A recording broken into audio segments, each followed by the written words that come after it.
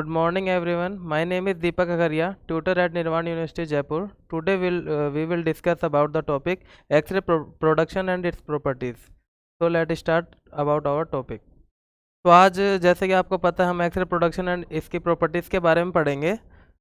तो ये थे हमारे सर W.C. रोंजन साइंटिस्ट जिन्होंने एक्सरे की खोज की थी, डिस्कवरी की थी। इन्होंने फर्स्ट टाइम एक्सरे के बारे में बताया था। इन्होंने उसकी डिस्कवरी करके लोगों के सामने एक्सरे के बारे में इंट्रोडक्शन किया था। तो इनका जन्म 1845 1845 में हुआ था और इनकी डेथ 1923 1923 में हुई थी। लेकिन इन्होंने जो एक्सरे की खोज की थी जो एक्सरे की खोज की थी वो 8 नवंबर 1895 यानी कि 8 नवंबर 1895 को की थी। इन्होंने फर्स्ट टाइम एक्सरे को डिस्कवर किया था। ये कुछ अपना एक्सपेरिमेंट कर रहे थे। उसके जब एक्सपेरिमेंट कर रहे थे तो उस टाइम इनको सडनली ही एक्सरे की डिस्कवर हो गया था, लेकिन इनका कोई ऐसा पर्पज़ नहीं था कि एक्सरे की खोज करना चाह रहे थे या कोई टारगेट नहीं था। इनको तो सडनली एक्सीडेंटली एक्सरे की डिस्कवरी हुई थी। ये क्या है, while studying cathode rays streaming of electron in gas discharge tube. जब ये कैथोड रेज के बारे में स्टडी कर रहे थे, गैस ट्यूब के बारे में, गैस ट्यूब के अंदर इलेक्ट्रॉन्स के बारे में क्या कर रहे थे, स्टडी कर रहे थे, तो उसी से रिलेटेड इनको क्या मिल गई थी, एक्सरेज की डिस्कवर हो गया था। He observe that another type of radiation was produced presumably by the interaction of electrons with the glass walls of the tube that could be detected outside the tube. इन्होंने एक चीज़ observe की थी अपने experiment के दौरान। इन्होंने ये चीज़ observe की थी कि वहाँ पे कैथोड रेज के साथ साथ एक अनदर टाइप की रेडिएशन और निकल रही है, एक अनदर टाइप की रेडिएशन प्रोड्यूस हो रही है, जो किसकी वजह से हो रही है, जो इलेक्ट्रॉन है, जो ग्लास वॉल्स हैं, जो ट्यूब के जो ग्लास वॉल्स हैं उनके द्वारा जो इलेक्ट्रॉन का इंट्रैक्शन हो रहा है, उससे वो वाली जो दूसरी रेडिएशन है वो क्या है, प्रोड्यूस हो रही है। और उसको डिटेक्ट किया था आउटसाइड द ट्यूब में, ट्यूब के अंदर डिटेक्ट नहीं किया गया था, उसको ट्यूब के बाहर आउटसाइड द ट्यूब क्या गया था, डिटेक्ट किया गया था। This radiation could penetrate opaque substance, produce fluorescence, blacken a photographic plate and ionize a gas. अब उन्होंने जो ये रेडिएशन का खोज किया था, यानी कि जो रेडिएशन की डिस्कवर की थी दूसरी वाले की, स्टडी तो कर रहे थे वो कैथोड रेस पे, पर उनके डिस्कवर कौन सी रेस हो गई थी, एक्स रेस हो गई थी। तो उन्होंने इस चीज़ के बारे में दो तीन उसकी विशेषता बताई थी कि क्या क्या उसकी विशेषता है। This radiation could penetrate opaque substance, यानी कि ये किसी भी चीज़ को ओपेक सब्सटेंस को क्या कर सकती है, पेनिट्रेट कर सकती है। इसका मतलब ये नहीं है कि ये रेडिएशन किसी चीज़ से जब टकराएगी तो उससे वापस टकरा के वापस नहीं जाएगी, बल्कि उसको पेनिट्रेट करेगी, उसके अंदर उसके थ्रू से पास हो जाएगी। प्रोड्यूस फ्लोरोसेंस, यानी कि जो फॉस्फर जो मटेरियल होता है उसके अंदर फ्लोरोसेंस को क्या करेगी, प्रोड्यूस करेगी। अपन को पता है कि जो फॉस्फर मटेरियल होता है वो किसी भी एनर्जी को एब्जॉर्ब करके लाइट एनर्जी को क्या करता है, प्रोड्यूस करता है, और उसी चीज़ को अपन क्या कहते हैं, फ्लोरोसेंस कहते हैं। तो ये भी जो एक्सरे आया था, इस जो एक्सरे एनर्जी जो रेडिएशन का इसने खोज की थी, वो भी क्या करेगा, फोटोग्राफिक जो फॉस्फर मटेरियल है उस पर क्या करेगा, फ्लोरोसेंस को प्रोड्यूस करेगा। तीसरा पॉइंट बताया था ब्लैक एंड फोटोग्राफिक प्लेट। हमें पता है कि जो रेडियोग्राफिक प्लेट होती है या जो फोटोग्राफिक प्लेट होती है, जब उस पर किसी भी टाइप की एनर्जी उस पर इंटरेक्ट करती है तो उसका कलर कैसा हो जाता है, ब्लैक हो जाता है, उसको कैसा कर देती है, ब्लैक एंड कर देती है। तो ये भी एक्सरे जो डिस्कवर हुई थी, इसने ये भी क्या कर रही थी, फोटोग्राफिक प्लेट को ब्लैक कर रही थी, उसकी जो डेंसिटी उसमें क्या कर रही थी, चेंज कर रही थी। चौथा पॉइंट बताया था एंड आयनाइज द गैस। जब ये एक्सरे किसी भी गैस मॉलिक्यूल से इंटरेक्ट करती है तो उसमें क्या करती है, आयन प्रोड्यूस कर देती है, गैस को क्या कर देती है, आयनाइज कर देती है। He named his discovery X-ray because X stands for an unknown. अब उन्होंने इस चीज़ का खोज तो कर लिया था, पता तो कर लिया था इसकी प्रॉपर्टीज़ के बारे में, बट ये इसको नाम नहीं दे पा रहे थे। तो उन्होंने इस अपनी जो खोज की थी उसको क्या नाम दिया था, एक्सरे नाम दिया था। बिकॉज एक्स यहाँ पे स्टैंड्स करता है किसके लिए, अननोन के लिए, जिसे हम नहीं जानते उसे हम क्या कहते हैं, एक्स। अननोन मतलब अनजान या अजनबी। अब उन्होंने एक्सरे की डिस्कवर कर लिया, एक्सपेरिमेंट कर लिया, बट उसके बाद में उन्होंने कुछ उसकी एक्सरे की जो प्रॉपर्टीज थी उसके बारे में डिस्कस किया था, उसके बारे में बताया था। तो हम एक एक करके उसके बारे में जानते हैं कि क्या कौन कौन सी उसकी प्रॉपर्टीज बताई थी। तो पहली प्रॉपर्टीज उन्होंने ये बताई थी, एक्सरेज आर इनविजिबल। मतलब जो एक्सरेज निकलेंगी, जो एक्सरेज वहाँ से निकल रही थी वो कैसी थी, इनविजिबल थी, वो दिखाई नहीं दे रही थी, वो हमें नहीं पता चल रहा था कि हमारे यहाँ पे भी एक्सरे प्रोड्यूस हो रही है। वो कैसी थी, बिल्कुल इनविजिबल। दूसरी चीज उन्होंने बताई थी, एक्सरे हैव नो मास, मतलब कि एक्सरे किस फॉर्म में है, वेव फॉर्म में है, क्योंकि हमें पता है जो भी वेव फॉर्म में रेडिएशन होती है उसके पास मास नहीं होता है, बट जो पार्टिकल फॉर्म में रेडिएशन होती है उसके पास क्या होता है, मास होता है। तो इन्होंने एक चीज बताई थी, X ray have no mass, X ray के पास कोई मास नहीं है, कोई द्रव्यमान नहीं है। इसका मतलब एक्सरे कौन से फॉर्म में है, वेव फॉर्म में है। तीसरी चीज बताई थी, X ray travel at the speed of light in vacuum, कि जो लाइट की स्पीड होती है, लाइट की स्पीड होती है 3 × 10⁸ मीटर पर सेकेंड, और उसी के बेस पे, उसी स्पीड से लिए जो एक्सरे है वो क्या करती है, ट्रेवल करती है। यानी कि लाइट की स्पीड और एक्सरे की स्पीड क्या होती है, सेम होती है बिल्कुल, और उसी स्पीड से ये क्या करती है, ट्रेवल करती है। चौथी चीज बताई थी, X ray travel in straight line,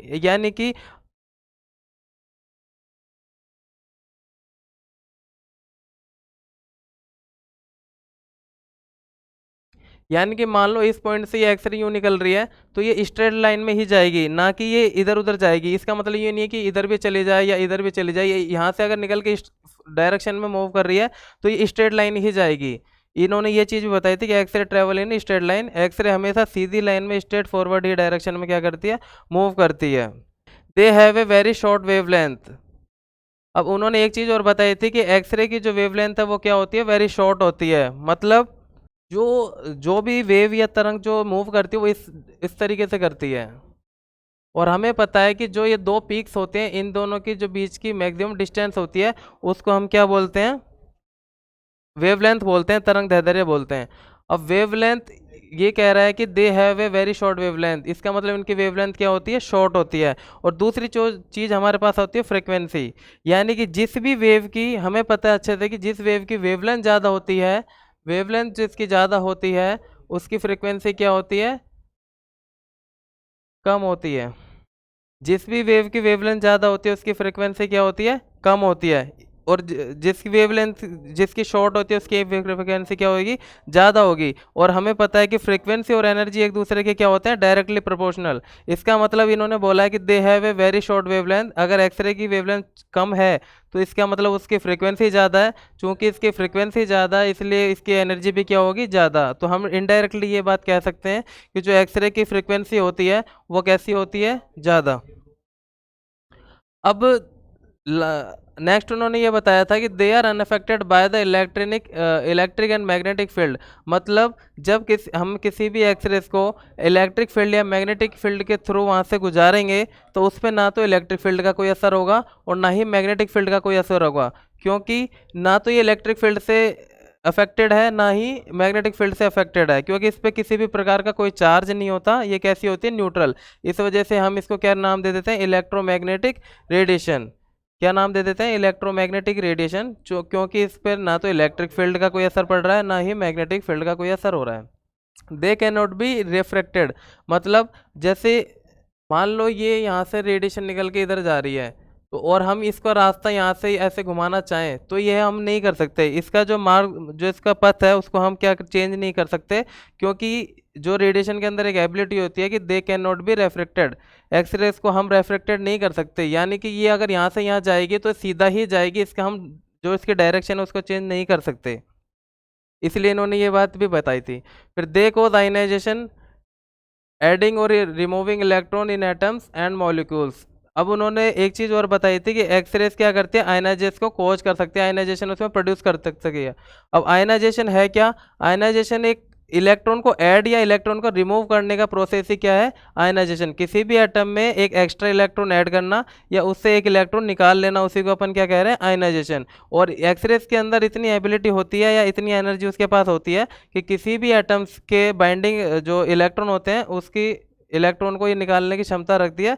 electron की बाइंडिंग एनर्जी से ज़्यादा इसके पास क्या होती है, एनर्जी, इसलिए वहाँ से इलेक्ट्रॉन को निकाल देती है और आयनाइजेशन को क्या कर सकती है, प्रोड्यूस कर सकती है।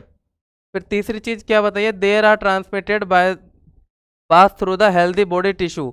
ये अब एक चीज़ और बताई थी कि जो हेल्दी बॉडी टिश्यू होती है, यानी कि जो ह्यूमन बॉडी सिस्टम है, उसमें ये क्या हो सकती है, ट्रांसमिटेड हो सकती है, यानी कि उसको पास कर सकती है, उसके पेनिट्रेट करके से गुजर सकती है, लेकिन उसमें फुल्ली एब्जॉर्ब नहीं हो सकती।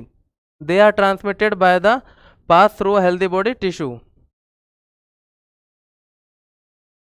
दे affect photographic film in the same way as visible light. Photographic film को ये लाइट जैसे इफेक्ट करती है, उसी सेम वे में क्या कर रहे हैं ये एक्सरे भी उसको क्या कर रही है, इफेक्ट कर रही है। यानी कि हमने पता था कि जो फोटोग्राफिक फिल्म होती है उसको एक्सरे, जो विजिबल लाइट होती है उसको ब्लैक करती है, तो ये भी क्या करती है, एक्सरे भी क्या करती है, फोटोग्राफिक फिल्म का कलर कौन सा बना देती है, ब्लैक बना देती है, उसकी जो डेंसिटी उसको चेंज कर देती है। फिर they are absorbed stopped by a metal और बोन। जो एक्सरेज हैं वो मेटल या बोन से फुल्ली एब्जॉर्ब हो जाती हैं या स्टॉप हो जाती हैं, मतलब ये उसको पेनिट्रेट करने में क्या होती हैं, असमर्थ होती हैं, पेनिट्रेट नहीं कर पाती हैं। लेकिन हमने अभी जस्ट पहले इससे एक पॉइंट ये पढ़ा था कि they are transmitted by the healthy body tissue, यानी यहाँ पे बात हो रही है सॉफ्ट टिश्यूज़ की। सॉफ्ट टिश्यूज से ये क्या हो जाती है, पेनिट्रेट हो जाती है, उससे पास हो जाती है, उससे ट्रांसमिट हो जाती है, यानी कि उसमें कुछ एनर्जी का डिपोजिशन करके उससे गुजर जाती है। बट नेक्स्ट पॉइंट इसने क्या बताया कि they are absorbed stopped by the metal और बॉन, कि मेटल और बॉन के द्वारा फुल्ली एब्जॉर्ब्ड हो जाती है, यानी कि पूरी की पूरी एनर्जी कहाँ पर डिपॉजिट कर देती है, जिस चीज़ से वो टकराएगी, या तो मेटल से या बॉन से। They are produce when a beam of high energy electron strike a metal target. हमें पता है कि जब एक्सरे का प्रोडक्शन जब होता है, जब इलेक्ट्रॉन बीम, यानी कि बहुत सारे इलेक्ट्रॉन एक बीम के रूप में जाके और किसी हाई एनर्जी इलेक्ट्रॉन जो मेटल टारगेट से टकराएंगे, उसके बाद ही किसका प्रोडक्शन होगा, एक्सरेज का। मान लो यहाँ पे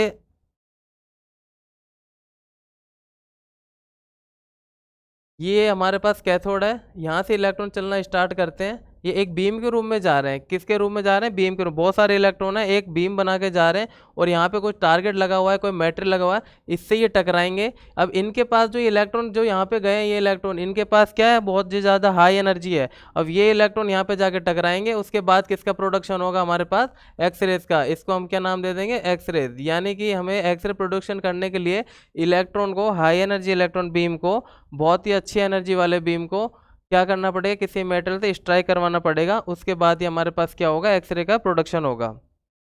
these properties make X rays very useful, these properties makes X rays very useful for medical diagnosis and treatment. अब जो ये प्रॉपर्टीज उन्होंने बताई थी एक्सरे के बारे में कि एक्सरेस के अंदर ये है वो है, जो भी चीज़ें उन्होंने ये चीज़ बताई थी, उस चीज़ से हमें एक चीज़ पता चली थी कि मेडिकल डायग्नोसिस एंड ट्रीटमेंट में इसका वेरी यूज़ बहुत होने वाला है, क्योंकि ये हमारे रेडियो डायग्नोसिस में काम आती है, जितनी भी हम जांचें करते हैं उसमें भी रेडियो डायग्नोसिस में काम आ रही है। दूसरी ओर ट्रीटमेंट मतलब रेडियोथेरेपी में काम आती है, जो हमें पता है कि कैंसर ट्यूमर का ट्रीटमेंट करने के लिए भी हम किसका यूज़ ले रहे हैं, एक्सरेस का यूज़ लेते हैं, हाई एनर्जी एक्सरेज का।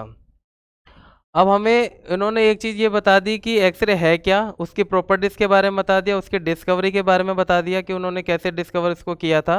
ठीक है, अब एक्सरे की बनती कैसे है, एक्सरे बनाने के लिए हमें सबसे पहले चाहिए एक एक्सरे मशीन जहाँ पे एक्सरे बन सकती है, तो उसको अपन नाम देते हैं क्या, एक्सरे ट्यूब। एक्सरे ट्यूब के अंदर हम किसका प्रोडक्शन करते हैं, एक्सरेज का प्रोडक्शन करते हैं।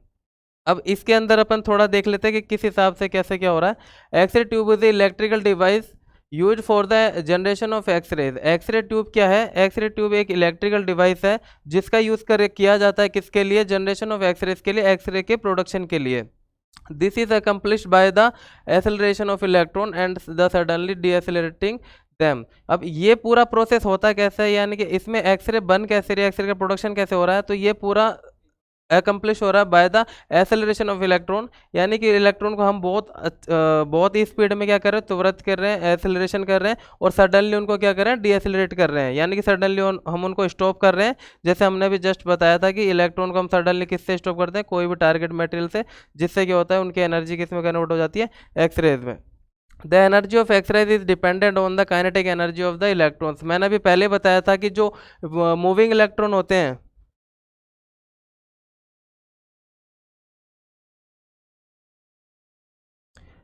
जो ये मूविंग इलेक्ट्रॉन है, जो ये इलेक्ट्रॉन जा रहे हैं, इनके पास क्या होती है, काइनेटिक एनर्जी। और ये काइनेटिक एनर्जी ही जब यहाँ पे किसी टारगेट से टकराएगी तो किस में कन्वर्ट होगी, एक्सरे में। किस में कन्वर्ट होगी, एक्सरे में। तो ये जो एक्सरे यहाँ पे बनी है, इसकी एनर्जी किस पर डिपेंडेंट करती है, इलेक्ट्रॉन की काइनेटिक एनर्जी पर। जितनी ज़्यादा इलेक्ट्रॉन की काइनेटिक एनर्जी होगी, उतनी ही ज़्यादा एक्सरेज की भी क्या होगी हमारे पास, एनर्जी। यानी कि जो इलेक्ट्रॉन है, अगर ये ज़्यादा काइनेटिक एनर्जी वाले इलेक्ट्रॉन होंगे तो ज़्यादा एक्सरे प्रोड्यूस होगा, और कम काइनेटिक एनर्जी वाले इलेक्ट्रॉन होंगे तो कम एक्सरे प्रोड्यूस होंगी। नेक्स्ट पॉइंट है the energy of X ray is dependent on the kinetic energy of the electron.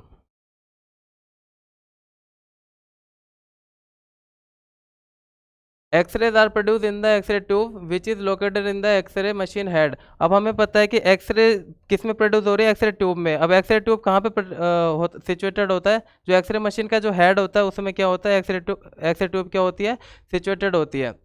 X-rays are generated when electrons from the filament cross the tube and interact with the target। अब हमें पता है कि X-rays जब generate होती हैं जब X-rays cross को ट्यूब को पूरी क्रॉस करके और किससे इंटरेक्ट करती हैं, टारगेट से। उसके बाद ही क्या होता है, एक्सरे जो इलेक्ट्रॉन की एनर्जी किस में कन्वर्ट हो रही थी, एक्सरेज में। The x ray tube contains two mains electrodes namely cathode and the anode. अब एक्सरे ट्यूब के अंदर जो इलेक्ट्रोड होते हैं वो दो ही होते हैं मेनली। कौन कौन से, एक होता है कैथोड और एक एनोड। उसके बारे में अपन आगे डिस्कस करेंगे। X ray tube works on the principle of thermionic emission. अब एक्सरे जो ट्यूब है वो थर्मोनिक एमिशन के प्रिंसिपल पे काम करती है। अब थर्मोनिक प्रिंसिपल क्या है उसके बारे में भी अपन फर्दर पढ़ेंगे। अब एक्सरे ट्यूब के चार कंपोनेंट है mainly, glass envelope, cathode, anode, beryllium. अब कैथोड और एनोड इसके इलेक्ट्रोड हैं जो मेनली इसमें काम आएंगे। ग्लास एनवलप और बेरिलियम विंडो इसके एक अदर से कंपोनेंट है। तो ये एक जनरल स्ट्रक्चर होता है एक्सरे ट्यूब का। ये जो पूरा है जिसके द्वारा ये इलेक्ट्रोड जिसके अंदर सिचुएटेड है उसको हम कह रहे हैं ग्लास एनवलप। और ये जो लाल वाला जो आपको दिख रहा है इसको हम कह रहे हैं एनोड। और ये जो ब्लैक वाला इधर जो इलेक्ट्रोड दिख रहा है इसको हम कह रहे हैं कैथोड। और जहाँ से ये एक्सरे निकलती हुई नजर आती हैं ये वाली चीज़ें, इसको अपन कह रहे हैं बेरिलियम विंडो। जहाँ से एक्सरे ट्यूब से एक्सरे बाहर निकलती हैं उसको अपन कह रहे हैं बेरिलियम विंडो। अब पहले जो उसका कंपोनेंट है ग्लास एनवलप, हम उसके बारे में थोड़ा डिस्कस करेंगे। Glass envelope made up of Pyrex glass because of Pyrex glass able to withstand high temperature. अब ग्लास एनवलप सबसे मेनली क्या कर रहा है कि इलेक्ट्रोड को क्या कर रहा है, कंटेन कर रहा है। दोनों इलेक्ट्रोड किस में सिचुएटेड है, ग्लास एनवलप में। अब ग्लास एनवलप मेनली अपन किसका बना रहे हैं, पायरक्स ग्लास का बना रहे हैं। बट हम पायरक्स ग्लास का ही क्यों बना रहे हैं ये भी बात है। तो पायरक्स ग्लास का इसलिए बना रहे हैं क्योंकि पायरक्स ग्लास के अंदर इतनी एबिलिटी होती है कि वो हाई टेम्परेचर पे भी विदस्टैंड होता है, हाई टेम्परेचर पे भी वर्क करता है। इस वजह से हम किसका यूज़ कर रहे हैं, पायरस ग्लास का। अब glass envelope maintain the tube vacuum. Glass envelope का मेनली काम क्या होता है कि जो ट्यूब के अंदर वैक्यूम है उसको मेंटेन करने का। यानी कि जो ट्यूब के अंदर है 1% भी एयर नहीं रहने देता, उसमें वैक्यूम मेंटेन करके रखता है। अब वैक्यूम क्यों मेंटेन है, वैक्यूम हमें क्यों जरूरी है ये चीज़ को देखिए। Tube vacuum prevent the oxidation of electrodes in the absence of air molecules. अगर एयर मोलिक्यूल एक्सरे ट्यूब के अंदर या ग्लास एनवलप के अंदर अगर एयर मोलिक्यूल नहीं होंगे तो वहाँ पे क्या होगा, जो इलेक्ट्रोड्स के ऑक्सीडेशन है वो नहीं होगा। और इसी चीज़ से हमें फ़ायदा है, अगर वहाँ पे एयर मोलिक्यूल होंगे तो क्या हो जाएगा, इलेक्ट्रोड का ऑक्सीडेशन हो जाएगा। और अगर इलेक्ट्रोड का ऑक्सीडेशन हो जाएगा तो हमारे इलेक्ट्रोड की जो लाइफ साइकिल है वो कम हो जाएगी या इलेक्ट्रोड जो है हमारे ख़राब हो जाएंगे।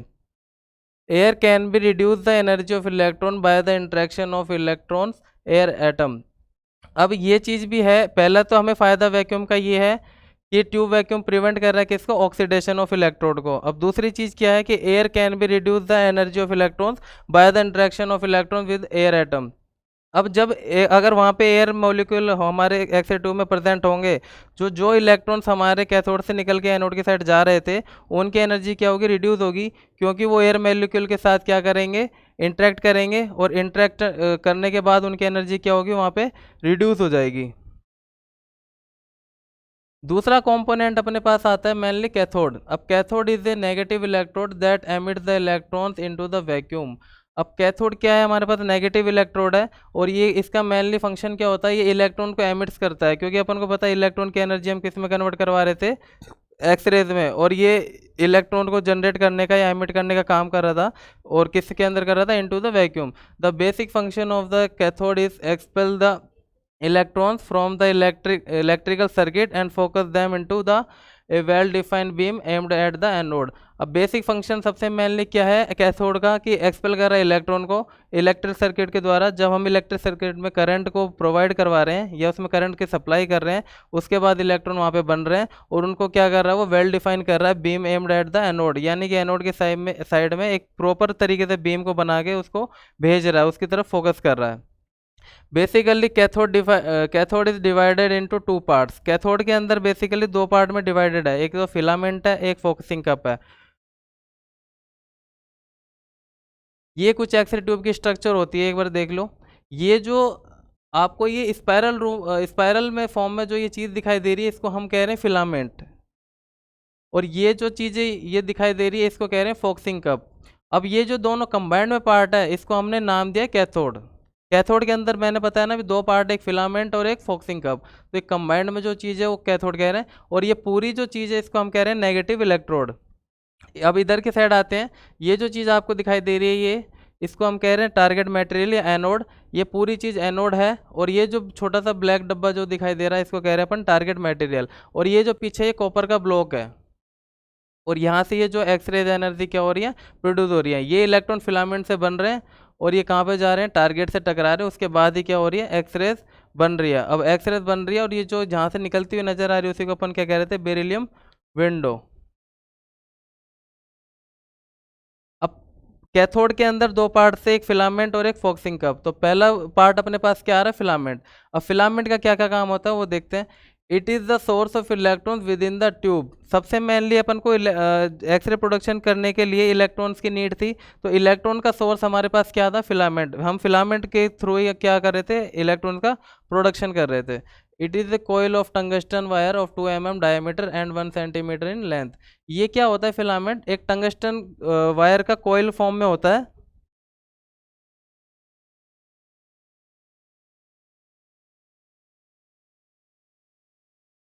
इस फॉर्म में, स्प्रिंग नुमा संरचना में, इस फॉर्म में क्या होता है, एक टंगस्टन वायर का हम क्या करते हैं, स्प्रिंग नुमा संरचना में एक कॉइल बनाते हैं। कितने एमएम की, 2 mm की। और 1 cm क्या होती है, इसकी लेंथ होती है। जो इसका डायमीटर होता है वो 2 mm होता है, और 1 cm इसकी क्या होती है, लेंथ होती है। It is mounted on two stiff wires that support it and carry the electric current. अब इस लाइन का मतलब देखो, कि हमने ये फिलामेंट तो ये वाला था, बट इसको दो वायर से कनेक्ट किया था। दो वायर से क्या किया था, कनेक्ट किया था। अब इन दो वायर का काम क्या था, कि ये फिलामेंट को यहाँ पे एक तो सपोर्ट दे रहे थे, दूसरी चीज़ क्या है, इसको जो इलेक्ट्रिक सर्किट है उससे क्या कर रहे थे, कनेक्ट कर रहे थे। तो फिलामेंट को हमने दो वायर से माउंट किया था, दो वायर के साथ में। दो वायर क्या करते, एक तो इसको सपोर्ट दे रहे थे, और क्या कर रहे थे, इलेक्ट्रिक से जो सर्किट था उससे क्या कर रहे थे, कनेक्ट कर रहे थे। It is mounted on two stiff wires that support it and carry the electric current. These two mounted wires lead through the glass envelope and connected to both high and low voltage electrical source. अब ये जो दो wire जा रहे थे, ये दोनों अलग अलग वोल्टेज सोर्स से कनेक्टेड थे। एक तो हाई वोल्टेज सोर्स से कनेक्ट था, और एक लो वोल्टेज सोर्स से कनेक्ट था। The filament heated by the flow of current from the low voltage source and emits the electron at a rate proportional to the temperature of filament. अब जो filament में है उसमें हम low voltage जो source था उसके थ्रू हम क्या करेंगे, करंट सप्लाई करेंगे।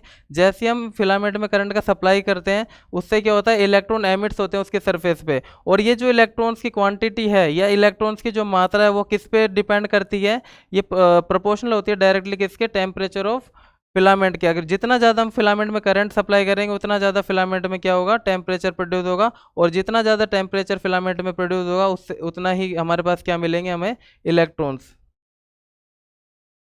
दूसरा कंपोनेंट हमारे पास है फॉक्सिंग कप। पहला हमने पढ़ा फिलामेंट किसका बना हुआ था, टंगस्टन वायर का। क्या काम कर रहा था, इलेक्ट्रॉन को प्रोड्यूस कर रहा था। कैसे कर रहा था, कि फिलामेंट जो फिलामेंट में हम करंट सप्लाई कर रहे थे उससे फिलामेंट गर्म हो रहा था, उससे हमारे इलेक्ट्रॉन बन रहे थे। दूसरा कंपोनेंट हमारे पास focusing cup. The focusing cup focus the electrons to the target which are produce by the filament. अब फॉक्सिंग कप का मेन फंक्शन क्या होता है, कि फॉक्सिंग कप जो इलेक्ट्रॉन बने हैं किससे, फिलामेंट से, उनको ही फोकस करता है the electron to the target.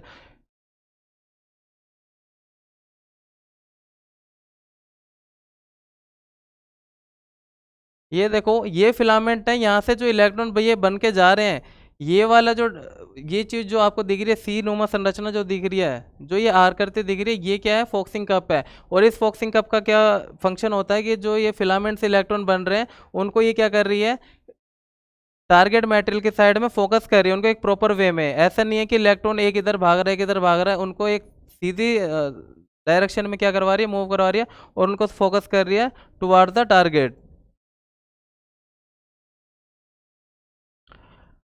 Without the focusing cup the electrons become spread of. अगर हम फॉक्सिंग कप का यूज़ नहीं करेंगे तो हमारे पास जो इलेक्ट्रॉन प्रोड्यूस हुए हैं वो इधर उधर भागने स्टार्ट हो जाएंगे, स्प्रेड ऑफ हो जाएंगे, चारों तरफ भागेंगे, और हमें वो चीज़ नहीं चाहिए। हमें तो ये चाहिए कि हम इलेक्ट्रॉन को सीधी डायरेक्शन में मूव कराएं और टारगेट से एमिट कर इंटरेक्शन करवाएं। Generally फॉक्सिंग cup is made of निकल। अब फॉक्सिंग कप हम किसका बनाते हैं? जनरली हम जो फॉक्सिंग कप होता है उसको हम किसका बनाते हैं? निकल का। Usually the foxing cup is at same potential as the same filament is called non-bias foxing cup। अब हमने अभी पढ़ा था कि जो कैथोड होता है वो कैसा होता है? नेगेटिव वोल्टेज पे माउंट का होता है या नेगेटिव इलेक्ट्रोड होता है। तो फॉक्सिंग कप भी कैसे वोल्टेज पे माउंट होगी? नेगेटिव वोल्टेज पे। तो usually the focusing cup is at same potential as the same filament. अगर हम फिलामेंट के जितना ही नेगेटिव वोल्टेज किसको देंगे? फॉक्सिंग कप को। तो इस सिचुएशन में फॉक्सिंग कप को क्या बोलेंगे? Non biased focusing cup. अगर फॉक्सिंग कप और फिलामेंट की वोल्टेज सेम होगी तो हम इसको क्या नाम देंगे? Non bias focusing cup. दूसरी चीज क्या है? When focusing cup is given more negative voltage then the filament is called bias focusing cup. अगर फिलामेंट और फॉक्सिंग कप की वोल्टेज सेम होगी तो हम उसे कह रहे हैं non bias focusing cup. But अगर फॉक्सिंग कप में फिलामेंट की तुलना में ज़्यादा वोल्टेज अगर हम दे देते हैं नेगेटिव वाली तो हम उसे कह रहे हैं बायस फॉक्सिंग कप। अब हमने कैथोड पढ़ लिया पूरा। कैथोड में दो दो पार्ट, दो मेनली उसके अपने पार्ट में डिवाइड था। एक था हमारे पास फॉक्सिंग कप और एक फिलामेंट। फिलामेंट का क्या काम था? टंगस्टन का बना हुआ था, इलेक्ट्रॉन को प्रोड्यूस कर रहा था। और जो फॉक्सिंग कप था उसका क्या काम था? ये इलेक्ट्रॉन जो हमारे यहाँ पे एमिट हुए थे उसको कहाँ भेज रहा था? टारगेट की तरफ में फोकस करवा रहा था। अब हमारे पास तीसरा कंपोनेंट कौन सा है? एनोड। अब the anode is the x ray tube is composed of tungsten target and embedded in a copper stem. अब इस लाइन का मतलब ये है कि ये देखो, ये जो हमारा जो ये चीज़ बनी हुई है इसको हम क्या कह रहे हैं? Target material. अब ये टारगेट किसका बना हुआ है? टंगस्टन का। और ये जो पीछे चीज़ है इसको हम कह रहे हैं कॉपर का ब्लॉक। यानी कि जो पहले लाइन का मतलब है जो टंगस्टन का टारगेट मटेरियल है वो कॉपर ब्लॉक में क्या होता है? एम्बेडेड होता है। कॉपर ब्लॉक में क्या होता है? एम्बेडेड होता है। The anode is the in the x ray tube is compose of a tungsten target and embedded in the copper stamp. Copper stamp के अंदर हमारा जो टंगस्टन टारगेट मटेरियल है वो क्या है? एम्बेडेड है। फिर दूसरी चीज, the tungsten is used as a target material because. अब टंगस्टन का ही यूज हम टारगेट मटेरियल के रूप में क्यों ले रहे हैं? इसके पीछे भी कुछ रीजन है, इसीलिए हम टंगस्टन टारगेट मटेरियल के रूप में काम में ले रहे हैं। तो पहला चीज क्या है कि it has a high atomic number. इसके पास क्या है? हाई एटॉमिक नंबर है। कितना होता है टंगस्टन का एटॉमिक नंबर? 74। जितना ज़्यादा एटॉमिक नंबर टारगेट मेटल का जितना ज़्यादा एटॉमिक नंबर होगा उससे उतनी ही ज़्यादा हमें क्या मिलेगी? एक्सरे प्रोड्यूस होगी। इसलिए हम हाई एटॉमिक नंबर इसमें यूज़ ले रहे हैं। It does not easily vaporise. अब हमें पता है कि वहाँ पे जब इलेक्ट्रॉन स्ट्राइक करेंगे टारगेट मेटल पे तो वहाँ पे क्या हीट प्रोड्यूस होगी, और जितनी ज़्यादा हीट प्रोड्यूस होगी तो जो हमारा टारगेट मटेरियल उसका वेपराइज होने का डर उतना ही हमारे को रहेगा। इसलिए हम इसका यूज़ कर रहे हैं क्योंकि ये इजीली वेपराइज नहीं होता है, ये टेम्परेचर को अच्छे से विद स्टैंड कर सकता है। It can be with stand A high temperature. ये हाई टेम्परेचर पे भी अपना काम कर सकता है, ये उसको झेल सकता है। When an electron hits the target and generates the X-ray and a lot of heat also produce। जब इलेक्ट्रॉन स्ट्राइक करते हैं किससे? टारगेट मटेरियल से। हमने पढ़ा था फिलामेंट से जो इलेक्ट्रॉन बने थे वो निकल रहे थे और फोकसिंग कप क्या कर रहा था? उनको फोकस कर रहा था। तो जो इलेक्ट्रॉन आएंगे फोकसिंग कप से वो क्या करेंगे? टारगेट मटेरियल से टकराएंगे और वहाँ पे जनरेट करेंगे किसको? एक्सरेज को। और a lot of heat also produce. अब एक्सरेज के साथ साथ में क्या होता है? हीट का भी वहाँ पे बहुत मात्रा में क्या होता है? प्रोडक्शन होता है।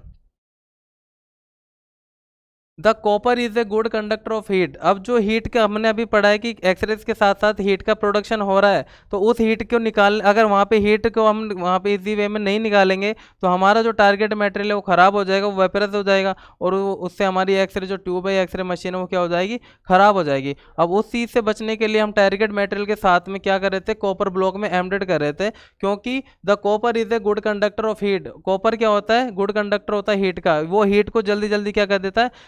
दूर भेज देता है, पास कर देता है हीट को, अपने पास वहां पे जमा नहीं होने देता। It takes away heat from the target so the anode does not get too hot. क्योंकि वो हीट को वहां से दूर भेज देता है, इसकी वजह से क्या होता है? जो एनोड टारगेट मटेरियल जो होता है वो ज़्यादा गर्म नहीं होता, जिससे उसकी लाइफ साइकिल क्या होती है? बढ़ जाती है और वो अच्छे से काम करता है। ये तो एनोड का हो गया। अब लास्ट जो अपने पास कंपोनेंट है वो क्या है, बेरिलियम विंडो। अब बेरिलियम विंडो का क्या काम होता है, the x ray tube window is made up of beryllium. जहाँ से हमको एक्सरेज निकलती हुई प्रतीत होती है, निकलती हुई जो दिखाई देती है, उसी को अपन ने क्या बोला है, बेरिलियम विंडो। और वो किस चीज़ की बनी हुई है, बेरिलियम की।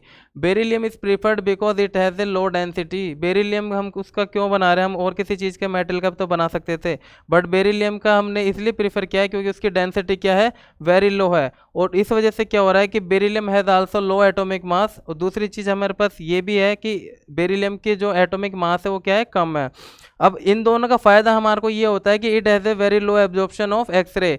अगर मान लो कि एक्सरे ट्यूब से एक्सरे बनी है और बेरिलियम विंडो अगर हम हाई डेंसिटी वाला ले रहे हैं, तो एक्सरे का एब्जॉर्प्शन कहाँ पे हो जाएगा, बेरिलियम विंडो में। और जो हमको चाहिए एक्सरे, उसका एब्जॉर्प्शन तो बेरिलियम विंडो में हो गया, उसके बाद हमें एक्सरे मिलेगी नहीं। इस वजह से हम क्या कर रहे हैं, उसका लो डेंसिटी वाले मटेरियल का यूज़ कर रहे हैं। लो डेंसिटी वाला जो मटेरियल है वो हमारे पास क्या है, बेरिलियम। और बेरिलियम का यूज़ हम कहाँ पे कर रहे हैं, बेरिलियम विंडो बनाने में, जिससे क्या हो रहा है, वो लो एब्जॉर्प्शन होता है ऑफ एक्सरे का। और वहाँ से एक्सरे लो एब्जॉर्प्शन के साथ क्या हो जाती है, हमारे को जो एक्चुअल में जो एक्सरे चाहिए वो हमें क्या होती है, मिल जाती है। अब हमने एक चीज़, ये तो चार हो गए इसके कंपोनेंट। जो हमने कंपोनेंट पढ़ा था, फर्स्ट पढ़ा था क्या, ग्लास एनवलप। ग्लास एनवलप क्या कर रहा था, ग्लास एनवलप पायरक्स का बना हुआ था, इलेक्ट्रोड को कंटेन कर रहा था, ट्यूब वैक्यूम को मेंटेन कर रहा था। ट्यूब वैक्यूम को मेंटेन क्यों करवा रहे थे, क्योंकि वैक्यूम क्या है, इलेक्ट्रोड के जो ऑक्सीडेशन है उसको प्रिवेंट कर रही थी। और जो जो इलेक्ट्रॉन की एनर्जी है उसको भी क्या कर रही थी, इंक्रीज कर रही थी। दूसरा कंपोनेंट था हमारे पास cathode. Cathode is a negative electrode था और इलेक्ट्रॉन को क्या कर रहा था, प्रोड्यूस कर रहा था। तो कैथोड भी दो पार्ट में डिवाइड था, एक तो फिलामेंट और एक फॉक्सिंग कप। फिलामेंट टंगस्टन वायर का बना हुआ था और इलेक्ट्रॉन को प्रोड्यूस करने का काम कर रहा था। फॉक्सिंग कप क्या कर रहा था, फिलामेंट के चारों ओर माउंटेड था और वो इलेक्ट्रॉन जो बने थे उनको एक पर्टिकुलर बीम के रूप में बना के उसको टारगेट मेटल की तरफ भेज रहा था। तीसरा कंपोनेंट अपने पास था एनोड। अब एनोड का क्या काम था, anode as a target metal हम यूज़ ले रहे थे, या एज ए पॉजिटिव इलेक्ट्रोड हम वहाँ पे यूज़ ले रहे थे। तो एनोड में भी हम टंगस्टन जो टारगेट मेटल था उसको हम कॉपर ब्लॉक में एम्बेड करके, यानी कॉपर ब्लॉक के अंदर उसको काम में ले रहे थे, क्योंकि वहाँ पे एक्सरेज के साथ साथ में हीट का भी प्रोडक्शन हो रहा था। अब एक्सरेज के काम में तो हमारे को टंगस्टन टारगेट काम में आ गया, बट जो हीट की जो प्रोडक्शन हो रहा था उस हीट को हम निकालने के लिए किसका यूज़ कर रहे थे, टंगस्टन के साथ में कॉपर ब्लॉक का। क्योंकि हमें पता है कि कॉपर ब्लॉक जो है वो हीट का क्या है, गुड कंडक्टर, वो हीट को दूर भेज देता है, जिससे हमारे जो टारगेट मेटल है वो ख़राब नहीं होता। लास्ट वाला जो हमने कंपोनेंट देखा था वो था बेरिलियम विंडो। अब बेरिलियम विंडो वो वाला पार्ट है जहाँ से एक्सरे निकलती हुई दिखती है। अब एक्सरे जहाँ से निकल रही है, अब बेरिलियम विंडो का, बेरिलियम से ही हम वो विंडो क्यों बना रहे हैं, इस बात ये ज़रूरी था। तो बेरिलियम लो डेंसिटी मेटल था, उसके बाद लो मास था, जिससे क्या है वो एक्सरे का एब्जॉर्प्शन लो, बिल्कुल ही कम मात्रा में कर रहा था। इस वजह से हम बेरिलियम को वहाँ पे यूज़ ले रहे थे। अब ये तो उसके कंपोनेंट की बात हो गई। अब जो हमने पहली लाइन में लिखवाया था कि x-ray tube is work on the thermionic emission principle. अब वो थर्मोनिक एमिशन प्रिंसिपल क्या है उसके बारे में देख लीजिए। The x ray tube is work on the principle of thermionic emission when the cathode filament is heated by the supply of filament current. जब हम फिलामेंट को सप्लाई देके, या लो वोल्टेज वाला जो सोर्स था हमारे पास, उससे हम जिसको सप्लाई देके करंट की, और उसको सबसे पहले क्या करते हैं, गर्म करते हैं। जैसे जैसे हम करंट सप्लाई करेंगे वैसे वैसे हमारा फिलामेंट क्या होगा, गर्म होना स्टार्ट हो जाएगा। और the tungsten filament emits the electron on the surface. अब जैसे जैसे हमारा फिलामेंट गर्म होगा वैसे वैसे वो क्या करेगा, इलेक्ट्रॉन का प्रोडक्शन करना स्टार्ट कर देगा अपने सरफेस के ऊपर। और इसी प्रोसेस को हम मेनली, जो ये इलेक्ट्रॉन का प्रोडक्शन है बाय द हीट, हीट के द्वारा जो इलेक्ट्रॉन का प्रोडक्शन है उसको जनरली हम क्या कहते हैं, थर्मोनिक एमिशन। और इसी प्रिंसिपल के बेस पे क्या काम करती है हमारी एक्सरे ट्यूब। अब आगे क्या होता है, जब when a voltage is applied between the anode and cathode then these electron get accelerated. जब हम कैथोड और एनोड के बीच में वोल्टेज अप्लाई करते हैं, अभी हमने जब पढ़ा था कि फिलामेंट दो वायर के साथ में जुड़ा हुआ होता है, और दोनों वायर किससे कनेक्ट होते हैं, एक तो होता है लो वोल्टेज सोर्स से और एक होता है हाई वोल्टेज सोर्स से। तो ये अभी लो वोल्टेज सोर्स का तो हमारे यहाँ पे काम पता चल गया कि वहाँ पे फिलामेंट में करंट सप्लाई कर रहा था, और उससे क्या हो रहा था, इलेक्ट्रॉन एमिट हो रहे थे। और वो जो हाई वोल्टेज सोर्स वाला जो वायर था या जो हाई वोल्टेज सोर्स था, उसका काम यहाँ पे था जब इलेक्ट्रॉन प्रोड्यूस हो जाते हैं उसके बाद वो वोल्टेज अप्लाई की जाती है, जिससे क्या होता है दोनों इलेक्ट्रोड के बीच में वोल्टेज अप्लाई हो गई, जिससे क्या होता है जो इलेक्ट्रॉन प्रोड्यूस हुए हैं वो क्या है, एक्सिलरेट होना स्टार्ट हो जाते हैं। यानी कि पॉजिटिव इलेक्ट्रोड के साइड में अट्रैक्शन होना क्या हो जाते हैं, स्टार्ट हो जाते हैं, उधर जाना स्टार्ट कर देते हैं। अब these electron possess the high kinetic energy and directed to the target. अब जैसे जैसे इलेक्ट्रॉन ये एक्सिलरेट होंगे, जैसे जैसे इलेक्ट्रॉन एक्सिलरेट होना स्टार्ट होंगे, वैसे वैसे उनकी काइनेटिक एनर्जी क्या होती जाएगी, हाई होती जाएगी, बहुत अत्यधिक मात्रा में उनकी काइनेटिक एनर्जी हो जाएगी और डायरेक्टेड हो जाएंगे कहाँ की साइड में, toward the target. When electron hit the target with a high velocity then x-ray and heat produce. जब ये इलेक्ट्रॉन हाई काइनेटिक एनर्जी के साथ जाके टारगेट मटेरियल से टकराएंगे, जब वहाँ पे हमारे पास दो चीज़ें प्रोड्यूस होंगी, एक तो एक्सरे प्रोड्यूस होगी और एक हीट प्रोड्यूस होगी। अब हमको ये अच्छे से याद रखना है कि एक जो हमारी 100% एनर्जी है, मान लो इलेक्ट्रॉन की एनर्जी 100 किलो वोल्ट है, तो 100 में से 1 किलो वोल्ट की तो क्या बनेगी, एक्सरे, और बाकी 99% क्या बनेगी, वहाँ पे हीट प्रोड्यूस होगी। 1% ही हमारे पास एक्सरे प्रोड्यूस होती है और 99% हमारे पास क्या होती है, हीट प्रोड्यूस होती है। तो इस चीज़ का हमें अच्छे से ध्यान रखना है कि इलेक्ट्रॉन की जो 100% एनर्जी, उसकी 1% तो क्या बनेगी, एक्सरे, और 99% क्या बनती है, हीट। और थैंक यू सो मच, आज के लिए इतना ही।